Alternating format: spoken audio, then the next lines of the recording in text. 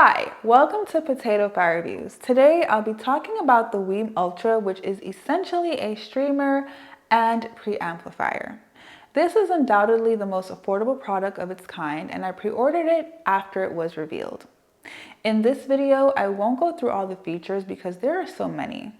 However, I will focus on the sound of the built-in DAC and what I don't like about the device.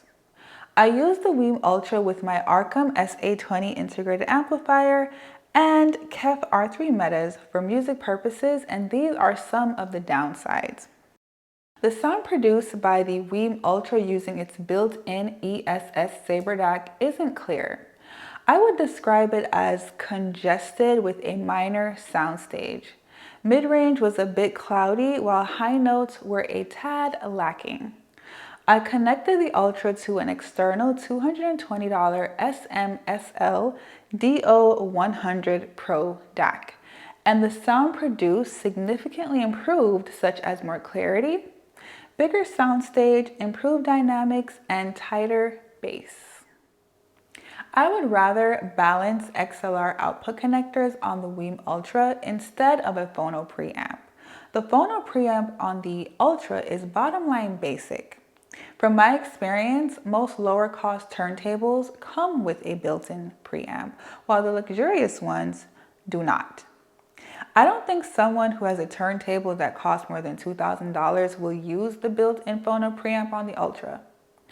Also, I think a phono preamp and a streamer on the same device is a bit non-standard, as one represents vintage while the other is contemporary.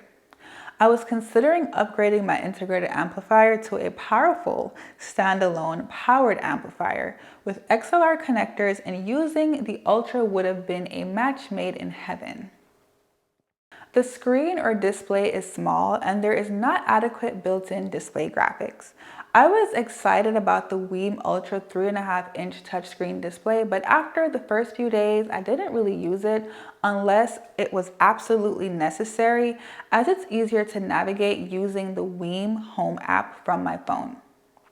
There is a single digital view meter. However, I wish there were additional display selections such as equalizer spectrum lights when using the streamer. The WiiM does have a stunning colorful spectrum display, but it only works for music being inputted to the device. There's a minor lag when using the WiiM Home app to navigate songs.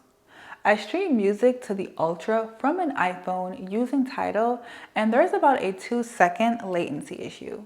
A few days before recording this video, there was an update that assisted with the issue, but let's just say it's still there and quite noticeable.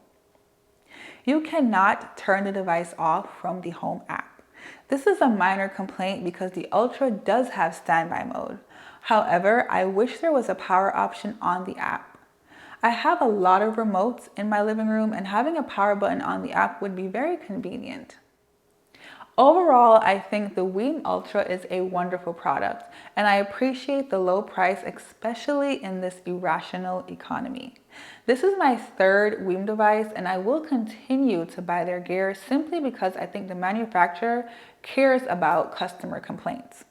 The app is constantly updating, which assists in fixing issues and glitches.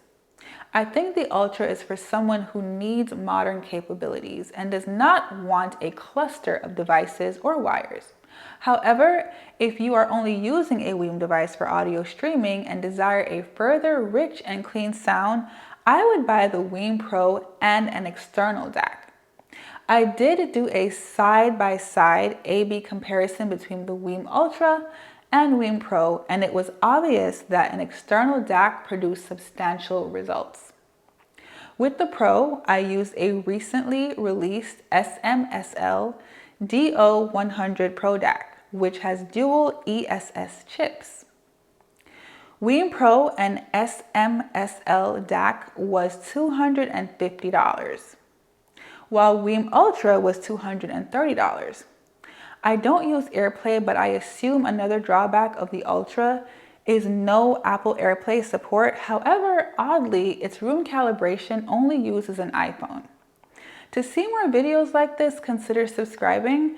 I make short videos that normally get to the point. Until next time, cheers.